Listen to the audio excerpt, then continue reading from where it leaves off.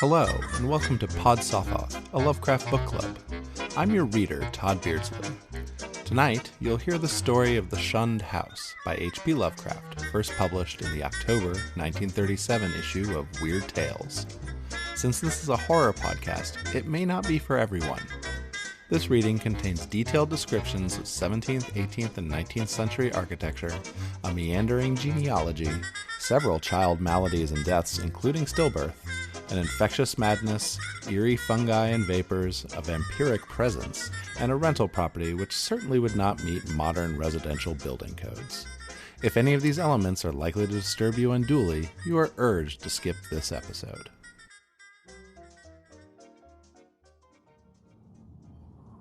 The Shunned House by HP Lovecraft. Chapter 1. From even the greatest horrors, irony is seldom absent. Sometimes it enters directly into the composition of the events, while sometimes it relates only to their fortuitous position among persons and places. The latter sort is splendidly exemplified by a case in the ancient city of Providence, where in the late 40s Edgar Allan Poe used to sojourn often during his unsuccessful wooing of the gifted poetess, Mrs. Whitman. Poe generally stopped at the Mansion House on Benefit Street, the renamed Golden Ball Inn whose roof has sheltered Washington, Jefferson, and Lafayette, and his favorite walk led northward along the same street to Mrs. Whitman's home in the neighboring hillside churchyard of St. John's, whose hidden expanse of 18th century gravestones had for him a peculiar fascination. Now the irony is this. In his walk, so many times repeated, the world's greatest master of the terrible and the bizarre was obliged to pass a particular house on the eastern side of the street, a dingy, antiquated structure perched on the abruptly rising side hill, with a great unkempt yard dating from a time when the region was partly open country. It does not appear that he ever wrote or spoke of it, nor is there any evidence that he even noticed it. And yet that house, to the two persons in the possession of certain information, equals or outranks in horror the wildest fantasy of the genius who so often passed it unknowingly, and stands starkly leering as a symbol of all that is unutterably hideous. The house was, and for that matter still is, of a kind to attract the attention of the curious. Originally a farm or semi-farm building, it followed the average New England colonial lines of the middle 18th century, the prosperous peaked roof sort, with 2 stories and dormerless attic, and with the Gregorian doorway and interior paneling dictated by the progress of taste at the time. It faced south, with one gable end buried to the lower windows in the eastward rising hill, and the other exposed to the foundations toward the street. Its construction, over a century and a half ago, had followed the grading and straightening of the road of that especial vicinity, for Benefit Street, at first called Back Street, was laid out as a lane winding among the graveyards of the first settlers, and straightened only when the removal of the bodies of the north burial ground made it decently possible to cut through old family plots. At the start, the western wall had lain some 20 feet up a precipitous lawn from the roadway, but a widening of the street at about the time of the Revolution sheared off most of the intervening space, exposing the foundations so that a brick basement wall had to be made, giving the deep cellar a street frontage with a door and 2 windows above ground, close to the new line of public travel. When the sidewalk was laid out a century ago, the last of the intervening space was removed, and Poe in his walks must have seen only a sheer ascent of dull gray brick flush with the sidewalk and surmounted at a height of 10 feet by the antique shingled bulk of the house proper. The farm-like grounds extended back very deeply up the hill, almost to Wheaton Street. The space south of the house, abutting on Benefit Street, was of course greatly above the existing sidewalk level, forming a terrace bounded by a high bank wall of damp, mossy stone pierced by a steep flight of narrow steps which led inward between canyon-like surfaces to the upper region of the mangy lawn, roomy brick walls, and neglected gardens whose dismantled cement urns, rusted kettles fallen from tripods of knotty sticks, and similar paraphernalia set off the weather-beaten front door with its broken fanlight, rotting ionic pilasters, and wormy triangular pediment. What I heard in my youth about the Shunned House was merely that people died there in alarmingly great numbers. That, I was told, was why the original owners had moved out some 20 years after building the place. It was plainly unhealthy, perhaps because of the dampness and the fungus growth in the cellar, the general sickish smell, the drafts of the hallways, or the quality of the well and pump water. These things were bad enough, and these were all that gained belief among the persons whom I knew. Only the notebooks of my antiquarian uncle, Dr. Elihu Whipple, revealed to me at length the darker, vaguer surmises which formed an undercurrent of folklore among old-time servants and humble folk. Surmises which never traveled far, and which were largely forgotten when Providence grew to be a metropolis with a shifting, modern population. The general fact is that the house was never regarded by the solid part of the community as in any real sense haunted. There were no widespread tales of rattling chains, cold currents of air, extinguished lights, or faces at the window. Extremists sometimes said the house was unlucky, but that is as far as even they went. What was really beyond dispute was that a frightful proportion of persons died there, or more accurately, had died there, since after some peculiar happenings over 60 years ago, the building had become deserted through the sheer impossibility of renting it. These persons were not all cut off suddenly by any one cause. Rather, it did seem that their vitality was insidiously sapped, so that each one died the sooner from whatever tendency to weakness he may have naturally had. And those who did not die displayed, in varying degree, a type of anemia or consumption, and sometimes a decline of the mental faculties, which spoke ill for the salubriousness of the building. Neighboring houses, it must be added, seemed entirely free from the noxious quality. This much I knew before my insistent questioning led my uncle to shew me the notes which finally embarked us both on our hideous investigation.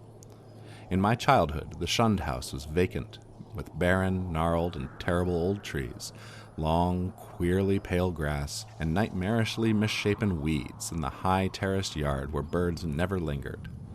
We boys used to overrun the place, and I can still recall my youthful terror at not only the morbid strangeness of this sinister vegetation, but at the eldritch atmosphere and odor of the dilapidated house, whose unlocked front door was often entered in quest of shutters. The small paned windows were largely broken, and a nameless air of desolation hung round the precarious paneling, shaky interior shutters, peeling wallpaper, falling plaster, rickety staircases, and such fragments of battered furniture as still remained. The dust and cobwebs added their touch of the fearful, and brave indeed was the boy who would voluntarily ascend the ladder to the attic, a vast raftered length lighted only by small blinking windows on the gable ends, and filled with a massed wreckage of chests, chairs, and spinning wheels which infinite years of deposit had shrouded and festooned into monstrous and hellish shapes. But after all, the attic was not the most terrible part of the house. It was the dark, humid cellar which somehow exerted the strongest repulsion on us, even though it was wholly above ground on the street side, with only a thin door and window-pierced brick wall to separate it from the busy sidewalk. We scarcely knew whether to haunt it in spectral fascination or to shun it for the sake of our souls and our sanity. For one thing, the bad odor of the house was strongest there, and for another thing, we did not like the white fungus growths which occasionally sprang up in rainy summer weather from the hard earth floor. Those fungi, grotesquely like the vegetation in the yard outside, were truly horrible in their outlines, detestable parodies of toadstools and Indian pipes, whose like we had never seen in any other situation. They rotted quickly, and at one stage became slightly phosphorescent, so that nocturnal passers-by sometimes spoke of witch fires glowing behind the broken panes of the feeder-spreading windows. We never, even in our wildest Halloween moods, visited this cellar by night, but in some of our daytime visits could detect the phosphorescence, especially when the day was dark and wet. There was also a subtler thing we often thought we detected, a very strange thing which was, however, merely suggestive at most. I refer to a sort of cloudy, whitish pattern on the dirt floor, a vague, shifting deposit of mold or niter, which we sometimes thought we could trace amidst the sparse fungus growths near the huge fireplace of the basement kitchen. Once in a while, it struck us that this patch bore an uncanny resemblance to a doubled-up human figure, though generally no such kinship existed, and often there was no whitish deposit whatever. On a certain rainy afternoon, when this illusion seemed phenomenally strong, and when, in addition, I had fancied I glimpsed a kind of thin, yellowish, shimmering exhalation rising from the nitrous pattern toward the yawning fireplace, I spoke to my uncle about the matter.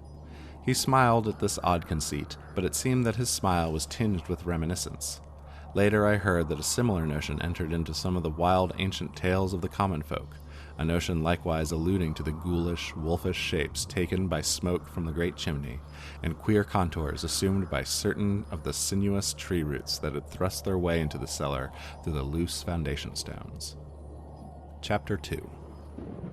Not till my adult years did my uncle set before me the notes and data which he had collected concerning the Shunned House. Dr. Whipple was a sane, conservative physician of the old school, and for all his interest in the place was not eager to encourage young thoughts toward the abnormal. His own view, postulating simply a building and location of markedly unsanitary qualities, had nothing to do with abnormality, but he realized that the very picturesqueness which aroused his own interest would in a boy's fanciful mind take on all manner of gruesome imaginative associations. The doctor was a bachelor, a white-haired, clean-shaven, old-fashioned gentleman, and a local historian of note, who had often broken a lance with such controversial guardians of tradition as Sidney S. Ryder and Thomas W. Bicknell. He lived with one manservant in a Georgian homestead with knocker and iron-railed steps, balanced eerily on a steep ascent of North Court Street beside the ancient brick court and colony house where his grandfather, a cousin of that celebrated privateersman Captain Whipple, who had burnt His Majesty's armed schooner Gaspee in 1772, had voted in the legislature on May 4, 1776, for the independence of Rhode Island Colony.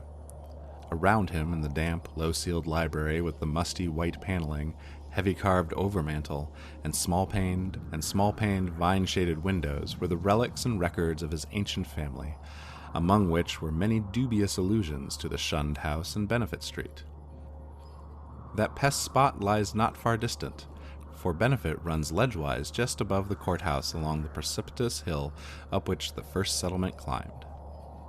When, in the end, my insistent pestering and maturing years evoked from my uncle the hoarded lore I sought, there lay before me a strange enough chronicle. Long-winded, statistical, and drearily genealogical as some of the matter was, there ran through it a continuous thread of brooding, tenacious horror and preternatural malevolence which impressed me even more than it had impressed the good doctor. Separate events fitted together uncannily, and seemingly irrelevant details held mines of hideous possibilities. A new and burning curiosity grew in me, compared to which my boyish curiosity was feeble and inchoate. The first revelation led to an exhaustive research, and finally to that shuddering quest which proved so disastrous to myself and mine. For at last my uncle insisted on joining the search I had commenced, and after a certain night in that house, he did not come away with me. I am lonely without that gentle soul whose long years were filled only with honor, virtue, good taste, benevolence, and learning. I have reared a marble urn to his memory in St. John's churchyard, the place that Poe loved, the hidden grove of giant willows on the hill, where tombs and headstones huddle quietly between the hoary bulk of the church and the houses and bank walls of Benefit Street. The history of the house, opening amidst a maze of dates, revealed no trace of the sinister either about its construction or about the prosperous and honorable family who built it. Yet from the first, a taint of calamity, soon increased to brooding significance, was apparent. My uncle's carefully compiled record began with the building of the structure in 1763, and followed the theme with an unusual amount of detail. The Shunned House, it seems, was first inhabited by William Harris and his wife Rhoby Dexter, with their children, Elkanah, born 1755, Abigail, born 1757, William Jr., born in 1759, and Ruth, born in 1761.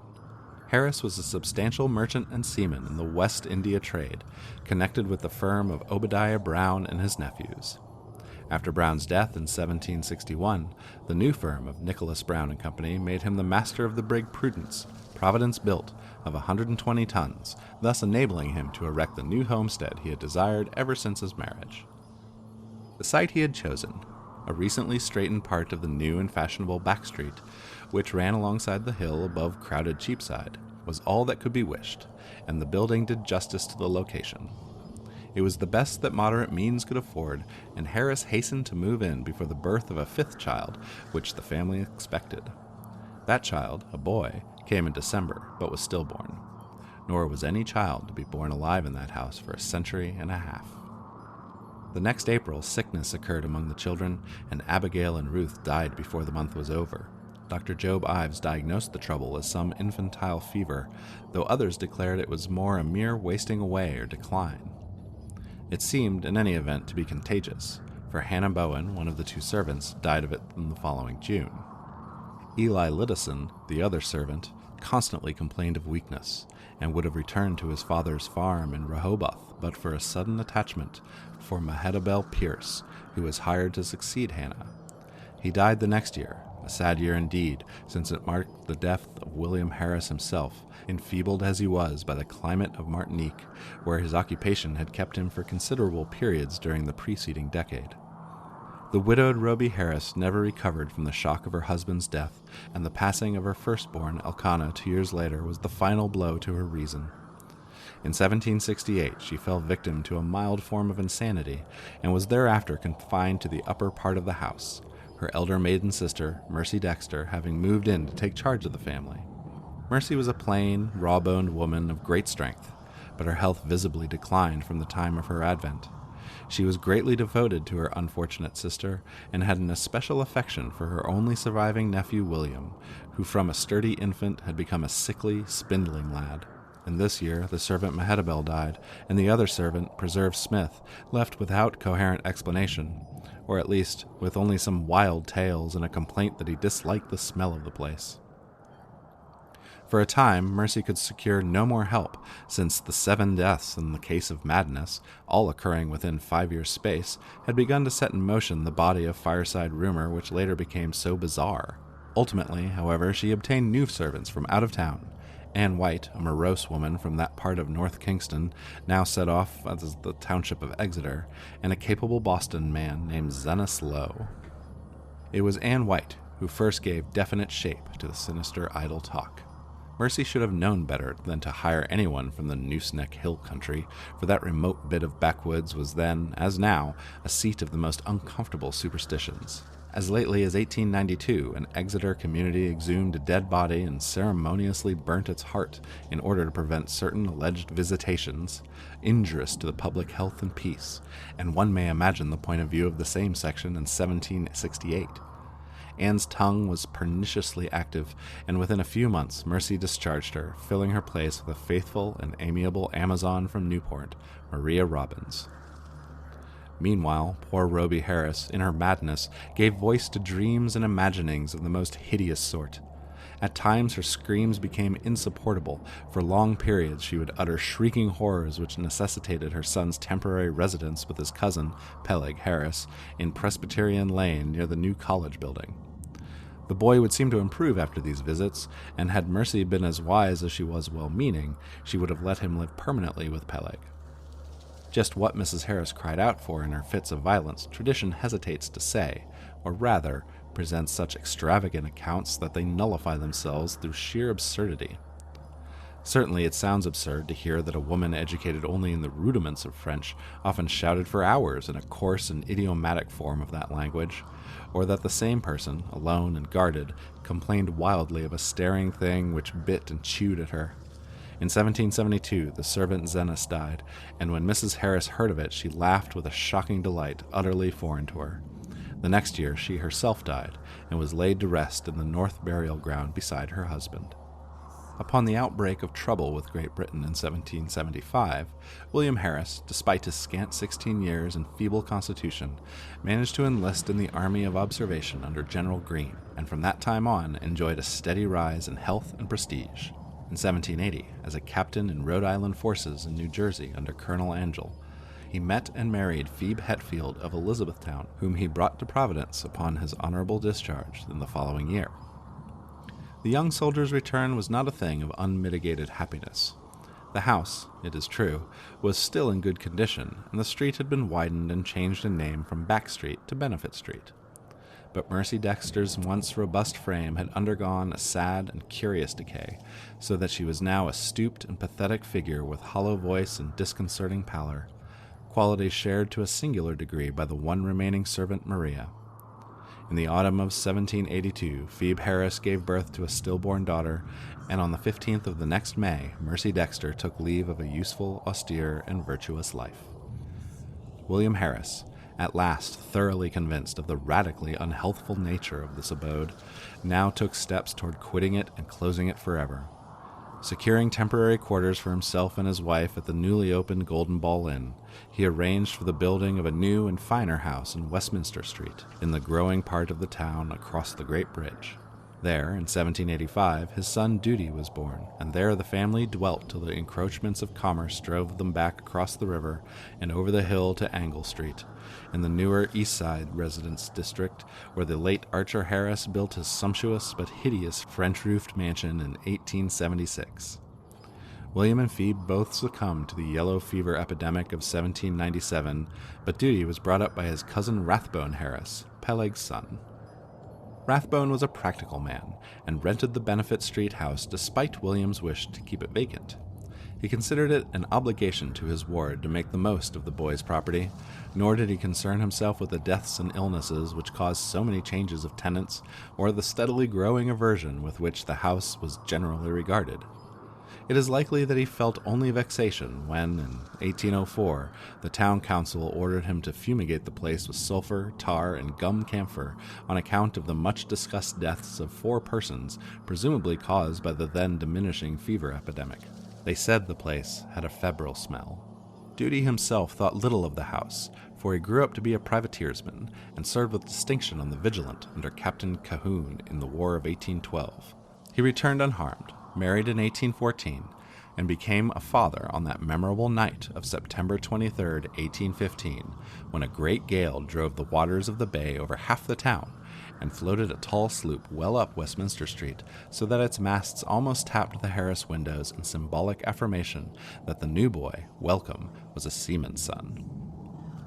Welcome did not survive his father, but lived to perish gloriously at Fredericksburg in 1862. Neither he nor his son Archer knew of the Shunned House other than as a nuisance almost impossible to rent, perhaps on account of the mustiness and sickly odor of unkempt old age. Indeed, it never was rented after a series of deaths culminating in 1861, which the excitement of the war tended to throw into obscurity. Carrington Harris, the last of the male line, knew it only as a deserted and somewhat picturesque center of legend until I told him my experience. He had meant to tear it down and build an apartment house on the site, but after my account decided to let it stand, install plumbing, and rent it. Nor has he yet had any difficulty in obtaining tenants. The horror has gone. Chapter 3. It may well be imagined how powerfully I was affected by the annals of the Harrises. In this continuous record, there seemed to me to brood a persistent evil beyond anything in nature as I had known it, an evil clearly connected with the house and not with the family. This impression was confirmed by my uncle's less systematic array of miscellaneous data, legends transcribed by servant gossip, cuttings from the papers, copies of death certificates by fellow physicians, and the like. All this material I cannot hope to give, for my uncle was a tireless antiquarian and very deeply interested in the Shunned House, but I may refer to several dominant points which earn notice by the recurrence through many reports from diverse sources. For example, the servant gossip was practically unanimous in attributing to the fungus and malodorous cellar of the house a vast and supremacy of an evil influence. There had been servants, Anne White especially, who had not used the cellar kitchen, and at least 3 well-defined legends bore upon the queer, quasi-human, or diabolic outlines assumed by tree roots and patches of mold in that region. These latter narratives interested me profoundly, on account of what I had seen in my boyhood, but I felt that most of the significance had, in each case, been largely obscured by additions from the common stock of local ghost lore. Anne White, with her Exeter superstition, had promulgated the most extravagant and at the same time most consistent tale, alleging that there must lie buried beneath the house one of those vampires, the dead who retain their bodily form and live on the blood or breath of the living, whose hideous legions send their preying shapes or spirits abroad by night. To destroy a vampire, one must, as the grandmothers say, exhume it and burn its heart, or at least drive a stake through that organ, and Anne's dogged insistence on a search under the cellar had been prominent in bringing about her discharge. Her tales, however, commanded a wide audience, and were the more readily accepted because the house indeed stood on land once used for burial purposes. To me, their interest depended less on this circumstance than on the peculiarly appropriate way in which they dovetailed with certain other things. The complaint of the departing servant, Preserve Smith, who had preceded Anne and never heard of her, that something sucked his breath at night. The death certificates of fever victims of 1804, issued by Dr. Chad Hopkins, and shewing the 4 deceased persons all unaccountably lacking in blood, and the obscure passages of poor Rhoby Harris's ravings, where she complained of the sharp teeth of a glassy-eyed, half-visible presence. Free from unwarranted superstition though I am, these things produced in me an odd sensation, which was intensified by a pair of widely separated newspaper cuttings related to deaths in the Shunned House, one from the Providence Gazette and County Journal of April 12, 1815, and the other from the Daily Transcript and Chronicle of October 27, 1845, each of which detailed an appallingly grisly circumstance whose duplication was remarkable. It seems that in both instances the dying person, in 1815 a gentle old lady named Stafford, and in 1845 a schoolteacher of middle age named Eliza Durfee, became transfigured in a horrible way, glaring glassily and attempting to bite the throat of the attending physician. Even more puzzling, though, was the final case which put an end to the renting of the house, a series of anemia deaths, preceded by progressive madness wherein the patient would craftily attempt the lives of his relatives and by incisions in the neck or wrist. This was in 1860 and 1861, when my uncle had just begun his medical practice, and before leaving for the front, he heard much of it from his elder professional colleagues. The really inexplicable thing was the way in which the victims, ignorant people, for the ill-smelling and widely shunned house could now be rented to no others, would babble maledictions in French, a language they could not possibly have studied to any extent. It made one think of poor Rhoby Harris nearly a century before, and so moved my uncle that he commenced collecting historical data on the house after listening, some time subsequent to his return from the war, to the first-hand account of Drs. Chase and Whitmarsh.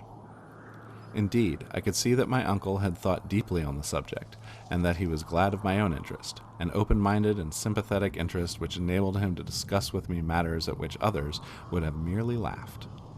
His fancy had not gone so far as mine, but he felt that the place was rare in its imaginative potentialities, and worthy of note as an inspiration in the field of the grotesque and the macabre. For my part, I was disposed to take the whole subject with profound seriousness, and began at once not only to review the evidence, but to accumulate as much more as I could. I talked with the elderly Archer Harris, then owner of the house, many times before his death in 1916, and obtained from him his still surviving maiden sister Alice, an authentic corroboration of all the family data my uncle had collected. When, however, I asked them what connection with France or its language the house could have, they confessed themselves as frankly baffled and ignorant as I. Archer knew nothing, and all that Miss Harris could say that an old allusion her grandfather, Duty Harris, had heard of might shed a little light. The old seaman, who survived his son Welcome's death in battle by 2 years, had not himself known the legend, but recalled that his earliest nurse, the ancient Maria Robbins, seemed darkly aware of something that might have lent a weird significance to the French ravings of Rhoby Harris, which she so often heard during the last days of that hapless woman. Maria had been at the Shunned House from 1769 till the removal of the family in 1783, and had seen Mercy Dexter die. Once she hinted to the child Duty of a somewhat peculiar circumstance in Mercy's last moments, but he had soon forgotten all about it, save that it was something peculiar. The granddaughter, moreover, recalled even this much with difficulty. She and her brother were not so much interested in the house as was Archer's son Carrington, the present owner, with whom I talked after my experience. Having exhausted the Harris family of all the information it could furnish, I turned my attention to early town records and deeds with a zeal more penetrating than that which my uncle had occasionally shewn in the same work. What I wished was a comprehensive history of the site from its very settlement in 1636, or even before, if any Narragansett Indian legend could be unearthed to supply the data. I found, at the start, that the land had been part of the long strip of home lot granted originally to John Throckmorton, one of many similar strips beginning at the town street beside the river and extending up over the hill into a line roughly corresponding with the modern Hope Street. The Throckmorton lot had later, of course, been much subdivided, and I became very assiduous in tracing that section through which Back and Benefit Street was later run. It had, a rumor indeed said, been the Throckmorton graveyard, but as I examined the records more carefully, I found that the graves had all been transferred at an early date to the North Burial Ground on the Pawtucket West Road. Then suddenly I came, by a rare piece of chance, since it was not in the main body of records and might easily have been missed, upon something which aroused my keenest eagerness, fitting as it did with several of the queerest phases of the affair. It was the record of a lease, in 1697, of a small tract of ground to an Etienne Roulet and his wife. At last the French element had appeared, that and another deeper element of horror which the name conjured up from the darkest recesses of my weird and heterogeneous reading, and I feverishly studied the platting of the locality as it had been before cutting through and partial straightening of Back Street between 1747 and 1758. I found what I had half expected, that where the Shunned House now stood, the Roulets had laid out their graveyard behind a one-story and attic cottage, and that no record of any transfer of graves existed. The document, indeed, ended in much confusion, and I was forced to ransack both the Rhode Island Historical Society and Shepley Library before I could find a local door with the name Etienne Roulet would unlock. In the end, I did find something of such vague but monstrous import that I set about at once to examine the cellar of the Shunned House itself with a new and excited minuteness. The Roulets, it seemed, had come in 1696 from East Greenwich, down the west shore of Narragansett Bay. They were Huguenots from Cod, and had encountered much opposition before the Providence selectmen allowed them to settle in the town. Unpopularity had dogged them in East Greenwich, whither they had come in 1686, after the revocation of the Edict of Nantes, and rumor said that the cause of the dislike extended beyond mere racial and national prejudice, or the land disputes which involved other French settlers with the English in rivalries which not even Governor Andros could quell. But their ardent Protestantism, too ardent some whispered, and their evident distress when virtually driven from the village down the bay, had moved the sympathy of the town fathers. Here the strangers had been granted a haven, and the swarthy Etienne Roulet, less apt at agriculture than at reading queer books and drawing queer diagrams, was given a clerical post in the warehouse at Pardon Tillinghast's wharf. There had, however, been a riot of some sort later on, perhaps 40 years later after old Roulet's death, and no one seemed to hear from the family after that. For a century and more, it appeared, the Roulets had been well remembered and frequently discussed as vivid incidents in the quiet life of a New England seaport. Etienne's son Paul, a surly fellow whose erratic conduct had probably provoked the riot which wiped out the family, was particularly a source of speculation, and though Providence never shared the witchcraft panics of her Puritan neighbors, it was freely intimated by old wives that his prayers were neither uttered at the proper time nor directed toward the proper object. All this had undoubtedly formed the basis of legend known by old Maria Robbins. What relation it had to the French ravings of Roby Harris and other inhabitants of the Shunned House, imagination or future discovery alone could determine.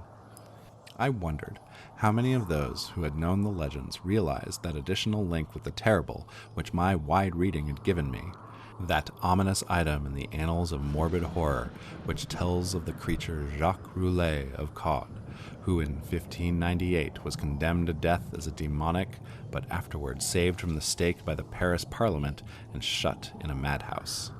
He had been found covered with blood and shreds of flesh in a wood shortly after the killing and rending of a boy by a pair of wolves. One wolf was seen to lope away unhurt. Surely a pretty hearthside tale, with a queer significance as to the name and place, but I decided that the Providence gossips could not have generally known of it. Had they known, the coincidence of names would have brought some drastic and frightened action. Indeed, might not its limited whispering have precipitated the final riot which erased the Roulets from the town?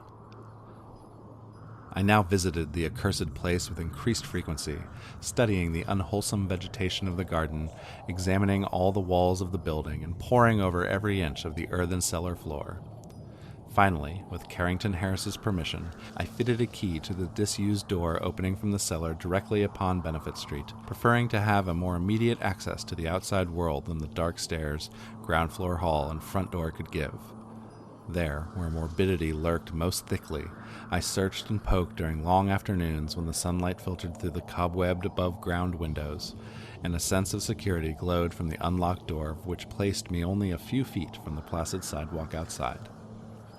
Nothing new rewarded my efforts, only the same depressing mustiness and faint suggestions of noxious odors and nitrous outlines in the floor, and I fancy that many pedestrians must have watched me curiously through the broken panes. At length, upon a suggestion of my uncle's, I decided to try the spot nocturnally, and one stormy midnight ran the beams of an electric torch over the moldy floor with its uncanny shapes and distorted, half-phosphorescent fungi. The place had dispirited me curiously that evening, and I was almost prepared when I saw, or thought I saw, amidst the whitish deposits a particularly sharp definition of the huddled form I had suspected from boyhood. Its clearness was astonishing and unprecedented, and as I watched, I seemed to see again the thin, yellowish, shimmering exhalation which had startled me on that rainy afternoon so many years before. Above the anthropomorphic patch of mold by the fireplace it rose, a subtle, sickish, almost luminous vapor, which as it hung trembling in the dampness seemed to develop vague and shocking suggestions of form, gradually trailing off into nebulous decay and passing up into the blackness of the great chimney with a feeder in its wake. It was truly horrible, and the more so to me because of what I knew of the spot. Refusing to flee, I watched it fade, and as I watched, I felt it was in turn watching me greedily with eyes more imaginable than visible. When I told my uncle about it, he was greatly aroused, and after a tense hour of reflection, arrived at a definite and drastic decision. Weighing in his mind the importance of the matter and the significance of our relation to it, he insisted that we both test, and if possible destroy, the horror of the house by a joint night or nights of aggressive vigil in that musty and fungus-cursed cellar. Chapter 4.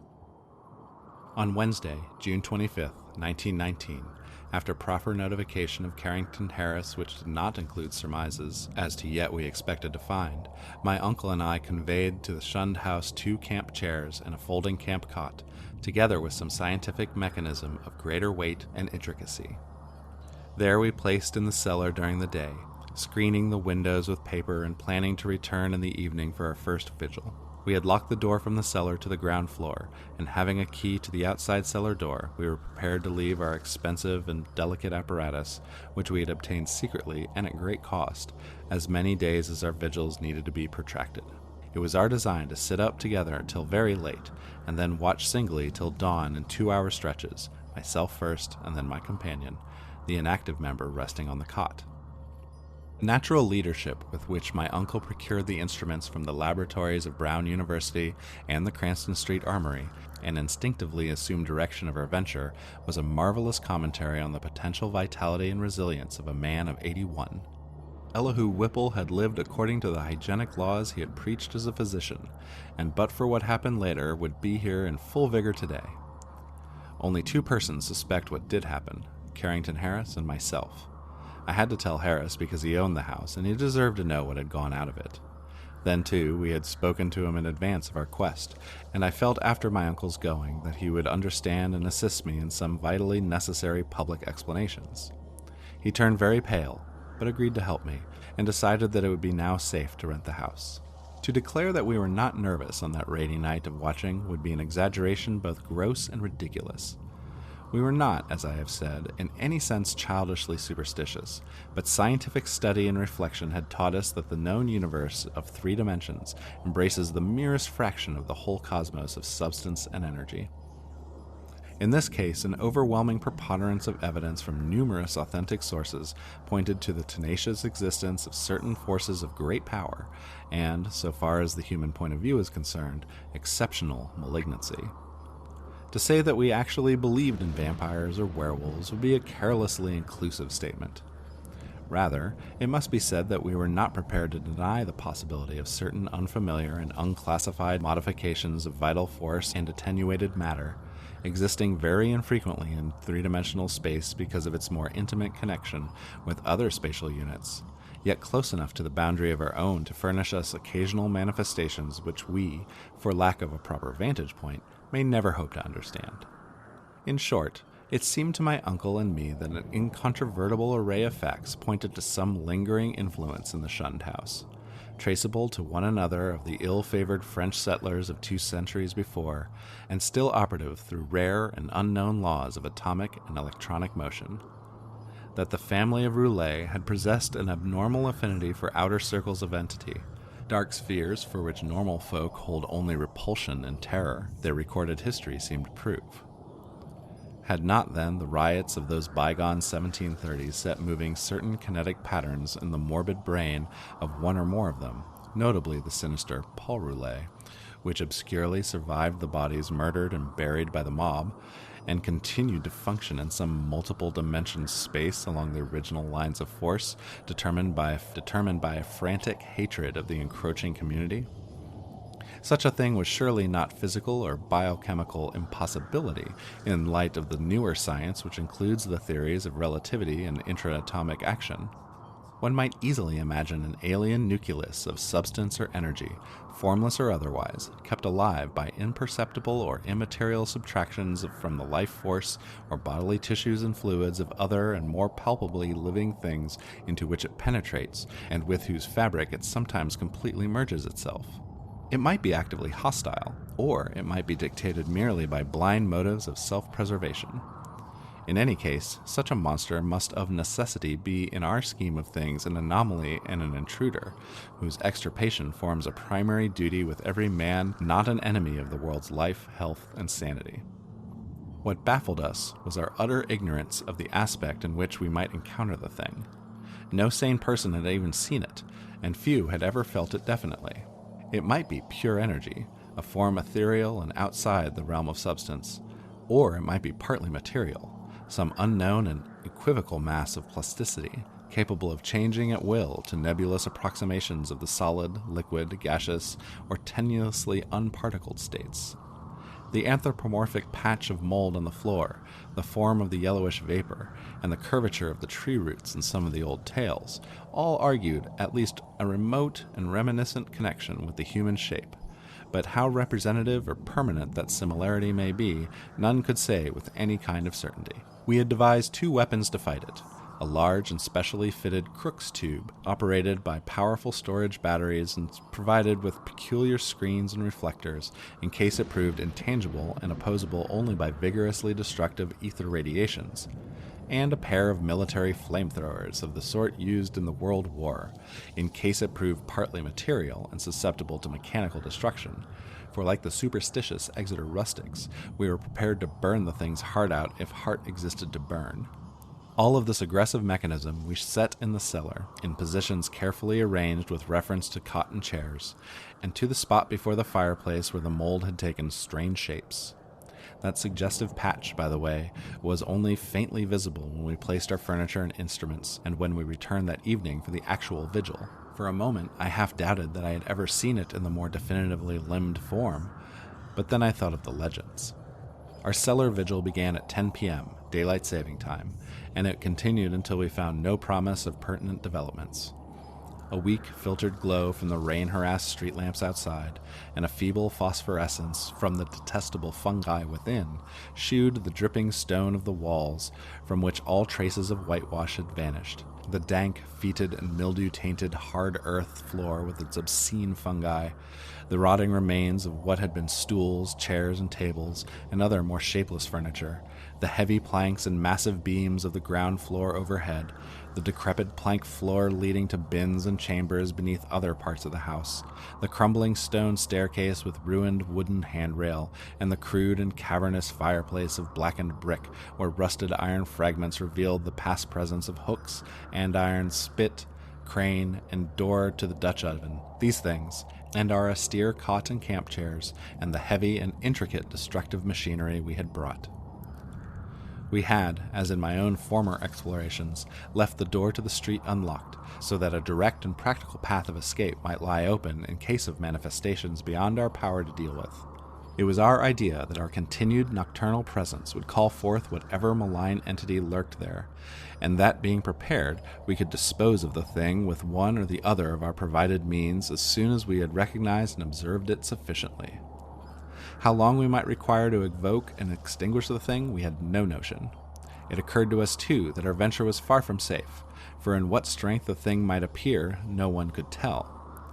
We deemed the game worth the hazard, and embarked on it alone and unhesitatingly, conscious that the seeking of outside aid would only expose us to ridicule and perhaps defeat our entire purpose. Such was our frame of mind as we talked far into the night, till my uncle's growing drowsiness made me remind him to lie down for his 2-hour sleep. Something like fear chilled me as I sat there in the small hours alone. I say alone, for one who sits by a sleeper is indeed alone, perhaps more alone than he can realize. My uncle breathed heavily, his deep inhalations and exhalations accompanied by the rain outside, and punctuated by another nerve-wracking sound of distant dripping water within, for the house was repulsively damp even in dry weather, and in the storm positively swamp-like. I studied the loose, antique masonry of the walls and the fungus light, and the feeble rays which stole in from the street through the screened windows. And once, when the noisome atmosphere of the place seemed about to sicken me, I opened the door and looked up and down the street, feasting my eyes on familiar sights, and my nostrils on the wholesome air. Still nothing occurred to reward my watching, and I yawned repeatedly, fatigue getting the better of apprehension. Then the stirring of my uncle in his sleep attracted my notice. He turned restlessly on the cot several times during the latter half of his first hour, but now he was breathing with unusual irregularity, occasionally heaving a sigh which held more than a few of the qualities of a choking moan. I turned my electric flashlight on him and found his face averted, so rising and crossing to the other side of the cot, I again flashed the light to see if he seemed in any pain. What I saw unnerved me most surprisingly, considering its relative triviality. It must have been merely the association of any odd circumstance with the sinister nature of our location and mission, for surely the circumstance was not in itself frightful or unnatural. It was merely that my uncle's facial expression, disturbed no doubt by the strange dreams which our situation prompted, betrayed considerable agitation, and seemed not at all characteristic of him. His habitual expression was one of kindly and well-bred calm, whereas now a variety of emotions seemed struggling within him. I think, on the whole, it was this variety which chiefly disturbed me. My uncle, as he gasped and tossed in increasing perturbation, and with eyes that had now started open, seemed not one but many men, and suggested a curious quality of alienage from himself. All at once he commenced to mutter, and I did not like the look of his mouth and teeth as he spoke. The words were at first indistinguishable, and then, with a tremendous start, I recognized something about them which filled me with icy fear until I recalled the breadth of my uncle's education and the interminable translations he had made from anthropological and antiquarian articles in the Revue des Deux Mondes. For the venerable Elihu Whipple was muttering in French, and the few phrases I could distinguish seemed connected with the darkest myths he had ever adapted from the famous Paris magazine. Suddenly, a perspiration broke out on the sleeper's forehead, and he leapt abruptly up, half awake. The jumble of French changed to a cry in English, and a hoarse voice shouted excitedly, "My breath! My breath!" Then the awakening became complete, and with the subsidence of facial expression to the normal state, my uncle seized my hand and began to relate a dream whose nucleus of significance I could only surmise with a kind of awe. He had, he said, floated off from a very ordinary series of dream pictures into a scene whose strangeness was related to nothing he had ever read. It was of this world, and yet not of it, a shadowy geometrical confusion in which could be seen elements of familiar things in most unfamiliar and perturbing combination. There was a suggestion of queerly distorted pictures superimposed upon one another, an arrangement in which the essentials of time as well as space seemed dissolved and mixed in the most illogical fashion. In this kaleidoscopic vortex of phantasmal images were occasional snapshots, if one might use the term, of singular clearness but unaccountable heterogeneity. Once my uncle thought he lay in a carelessly dug open pit, with a crowd of angry faces framed by straggling locks and three-cornered hats frowning down on him. Again, he seemed to be in the interior of a house, an old house apparently, but the details and inhabitants were constantly changing, and he could never be certain of the faces or furniture, or even the room itself, since doors and windows seemed in just as great a state of flux as the more presumably mobile objects. It was queer. Damnably queer, and my uncle spoke almost sheepishly, as if half expecting not to be believed, when he declared that of the strange faces many had unmistakably borne the features of the Harris family. And all the while there was a personal sensation of choking, as if some pervasive presence had spread itself through his body and sought to possess itself of his vital processes. I shuddered at the thought of those vital processes, worn as they were by 81 years of continuous functioning, in conflict with unknown forces of which the youngest and strongest system might be well afraid. But in another moment reflected that dreams are only dreams, and that these uncomfortable visions could be, at most, no more than my uncle's reaction to the investigations and expectations which had lately filled our minds to the exclusion of all else. Conversation, also, soon tended to dispel my senses of strangeness, and in time I yielded to my yawns and took my turn at slumber. My uncle seemed now very wakeful, and welcomed his period of watching, even though the nightmare had aroused him far ahead of his allotted 2 hours. Sleep seized me quickly, and I was at once haunted with dreams of the most disturbing kind. I felt, in my visions, cosmic and abysmal loneness, with hostility surging from all sides upon some prison where I lay confined. I seemed bound and gagged, and taunted by the echoing yells of distant multitudes who thirsted for my blood. My uncle's face came to me with less pleasant associations than in waking hours, and I recall many futile struggles and attempts to scream. It was not a pleasant sleep, and for a second I was not sorry for the echoing shriek which clove through the barriers of dream and flung me to a sharp and startled awakeness in which every actual object before my eyes stood out with more than natural clearness and reality. I had been lying with my face away from my uncle's chair, so that in the sudden flash of awakening I saw only the door to the street, the more northerly window, and the wall and floor and ceiling toward the north of the room, all photographed with the morbid vividness on my brain in a light brighter than the glow of the fungi or the rays from the street outside. It was not a strong or even fairly strong light, certainly not strong enough to read an average book by, but it cast a shadow of myself and the cot on the floor, and had a yellowish, penetrating force that hinted at things more potent than luminosity. This I perceived with unhealthy sharpness, despite the fact that 2 of my other senses were violently assailed. For on my ears rang the reverberations of that shocking scream, while my nostrils revolted at the stench which filled the place. My mind, as alert as my senses, recognized the gravely unusual, and almost automatically I leaped up and turned about to grasp the destructive instruments which we had left trained on the moldy spot before the fireplace. As I turned, I dreaded what I was to see, for the scream had been in my uncle's voice, and I knew not against what menace I should have to defend him and myself. Yet after all, the sight was worse than I had dreaded. There are horrors beyond horrors, and this was one of those nuclei of all dreamable hideousness which the cosmos saves to blast an accursed and unhappy few. Out of the fungus-ridden earth streamed up a vaporous corpse light, yellow and diseased, which bubbled and lapped to a gigantic height in the vague outlines of half-human and half-monstrous, through which I could see the chimney and fireplace beyond. It was all eyes, wolfish and mocking, and the rugose insect-like head dissolved at the top to a thin stream of mist which curled putridly about and finally vanished up the chimney. I say that I saw this thing, but it is only in conscious retrospection that I ever definitely traced its damnable approach to form. At the time, it was to me only a seething, dimly phosphorescent cloud of fungus loathsomeness, enveloping and dissolving to an abhorrent plasticity the one object to which all my attention was focused. That object was my uncle, the venerable Elihu Whipple, who, with blackening and decaying features, leered and gibbered at me, and reached out dripping claws to rend me in the fury which this horror had brought. It was a sense of routine which kept me from going mad.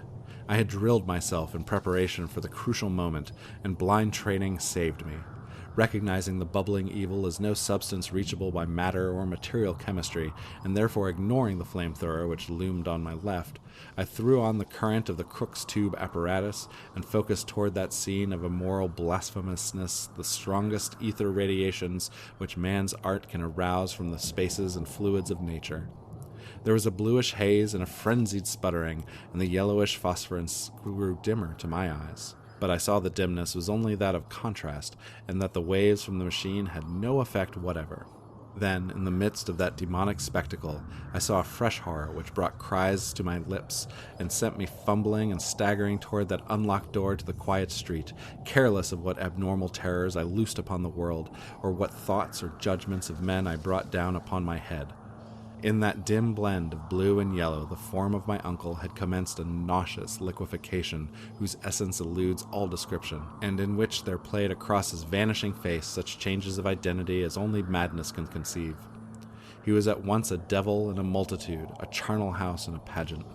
Lit by the mixed and uncertain beams, that gelatinous face assumed a dozen, a score, 100 aspects, grinning as it sank to the ground on a body that melted like tallow, the caricatured likeness of legions, strange and yet not strange.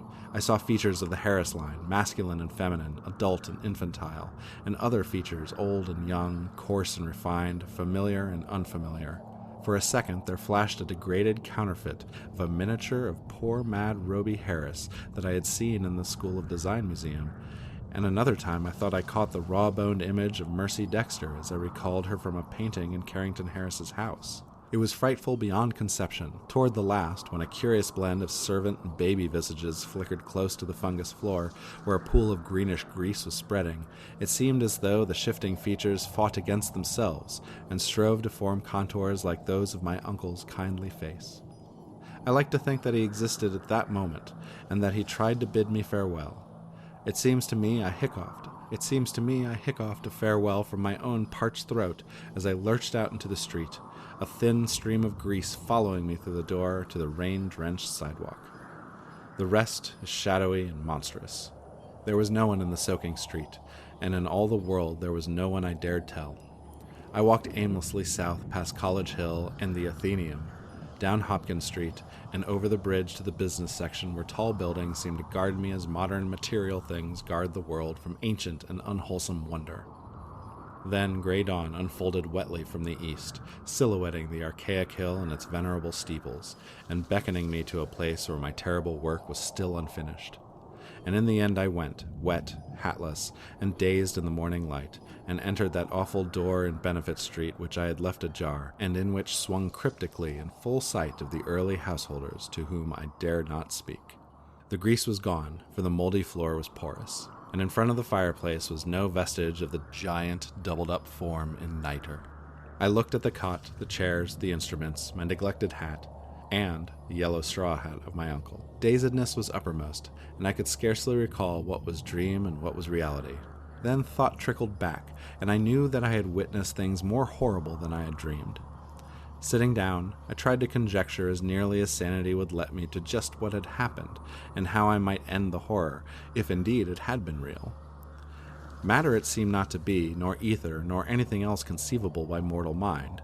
What, then, but some exotic emanation, some vampirish vapor such as Exeter rustics tell of as lurking over certain churchyards? This, I felt, was the clue, and again I looked at the floor before the fireplace where the mold and nitre had taken strange forms.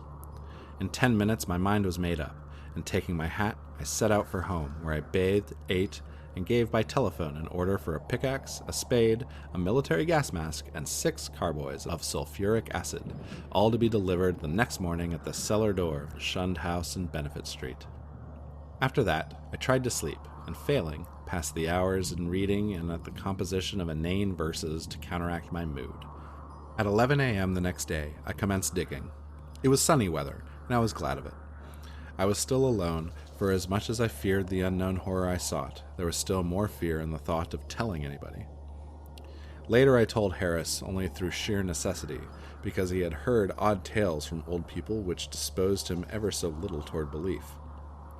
As I turned up the stinking black earth in front of the fireplace, my spade causing a viscous yellow ichor to ooze from the white fungi which it severed, I trembled at the dubious thoughts of what I might uncover. Some secrets of inner earth are not good for mankind, and this seemed to me one of them. My hand shook perceptibly, but still I delved, and after a while, standing in the large hole I had made. With the deepening of the hole, which was about 6 feet square, the evil smell increased, and I lost all doubt of my imminent contact with the hellish thing whose emanations had cursed the house for over a century and a half. I wondered what it would look like, and what its form and substance would be, and how big it might have waxed through long ages of life-sucking.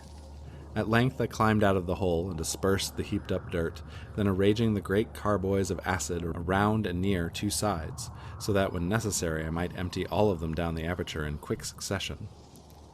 After that I dumped the earth only along the other two sides, working more slowly and donning my gas mask as the smell grew. I was nearly unnerved at my proximity to a nameless thing at the bottom of a pit. Suddenly, my spade struck something softer than earth. I shuddered, and then made a motion as if to climb out of the hole, which was now as deep as my neck. Then courage returned, and I scraped away more dirt in the light of the electric torch I had provided. The surface I uncovered was fishy and glassy, a kind of semi-putrid congealed jelly with suggestions of translucency. I scraped further, and saw that it had form. There was a rift where a part of the substance was folded over.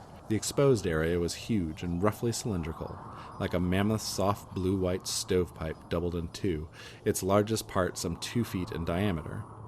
Still more I scraped, and then abruptly I leapt out of the hole and away from the filthy thing, frantically unstopping and tilting the heavy carboys, and precipitating their corrosive contents one after the other down that charnel gulf and upon the unthinkable abnormality whose tightened elbow I had seen.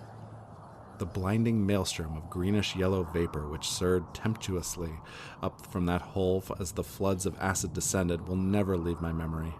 All along the hill people tell of the yellow day, when virulent and horrible fumes rose from factory waste dumped in the Providence River, but I know how mistaken they are to the source.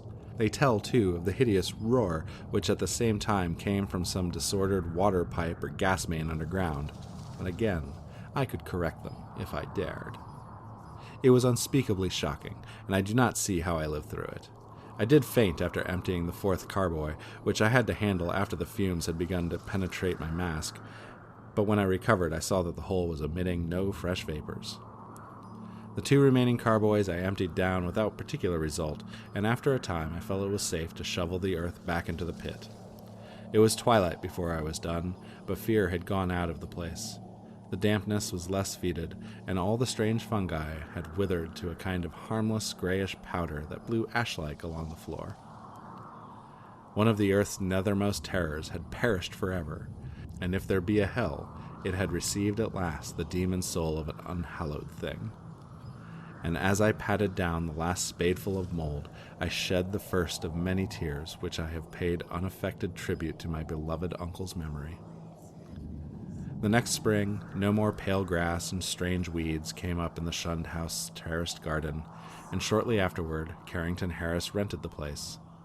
It is still spectral, but its strangeness fascinates me, and I shall find mixed with my relief a queer regret when it is torn down to make way for a tawdry shop or a vulgar apartment building. The barren old trees in the yard have begun to bear small, sweet apples, and last year the birds nested in their gnarled boughs.